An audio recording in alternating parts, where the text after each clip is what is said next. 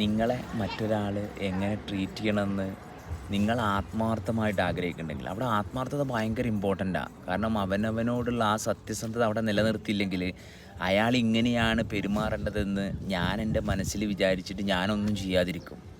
എന്നിട്ട് അയാൾ അങ്ങനെ പെരുമാറാത്ത കാര്യങ്ങൾ ഇത് മാത്രമേ എൻ്റെ ശ്രദ്ധയിൽ വരുള്ളൂ. മറിച്ച് അവനവരോടുള്ള ആ സത്യസന്ധതയിൽ എൻ്റെ ജീവിതം മെച്ചപ്പെടുത്താൻ എനിക്ക് അയാളുടെ പ്രസൻസും കൂടി വേണമെന്ന് നമുക്ക് ഓരോരുത്തർക്കും തോന്നുന്ന നിമിഷം തൊട്ട് നമ്മളെ അയാളുമായിട്ട് ഒരു ഇൻറ്ററാക്ഷൻ എപ്പോഴും നിരന്തരം നമ്മളിലൊരു ഇൻറ്ററാക്ഷൻ വന്നുകൊണ്ടേയിരിക്കും. അപ്പോൾ ആ ഇൻറ്ററാക്ഷന് ഞാൻ എന്നെ ആക്ടിവേറ്റ് ചെയ്യണ ഭാഗം എനിക്ക് ശ്രദ്ധിക്കാൻ പറ്റുള്ളൂ. ഞാൻ എന്താണ് ചെയ്യണമെന്ന് മാത്രമേ എനിക്ക് നോക്കാൻ പറ്റുള്ളൂ. അയാളെ പ്രപഞ്ചം എപ്പോഴാണ് എനിക്ക് റിപ്ലൈ തരുന്ന രീതിയിൽ അല്ലെങ്കിൽ അയാളിൽ നിന്നുള്ള ഒരു ഒരു തിരിച്ചുള്ളൊരു പ്രതികരണം എനിക്ക് എപ്പോഴാണ് ഉണ്ടാവുന്നതെന്ന് ഞാൻ നോക്കേണ്ട കാര്യമില്ല.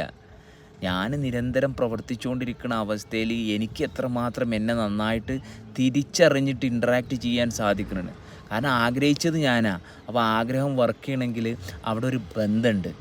ആ ബന്ധത്തെ കൃത്യമായിട്ട് കണ്ടിട്ട് നമ്മൾ നിരന്തരം ആക്ട് ചെയ്തുകൊണ്ടിരിക്കുക.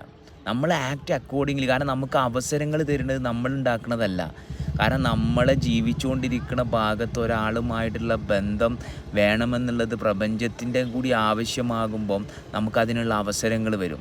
അപ്പോൾ ആ അവസരത്തിൽ അയാളിങ്ങനെ ചെയ്യട്ടെ മറ്റേ ആൾ ഇങ്ങനെ ചെയ്യട്ടെ എന്നല്ല, എൻ്റെ അവസരം എത്ര കൃത്യമായിട്ട് ഞാൻ ഉപയോഗിക്കുന്നു ഇതിനനുസരിച്ചാണ്. അയാളെ നമ്മൾ നോക്കേണ്ട പോലും കാര്യമില്ല. കാരണം അയാളിലൊരു മാറ്റം പ്രപഞ്ചത്തിൻ്റെ ഭാഗത്ത് നിന്ന് ഉണ്ടാക്കി അയാൾക്കത് സാധിക്കുകയാണെങ്കിൽ അയാൾ ചെയ്യട്ടെ.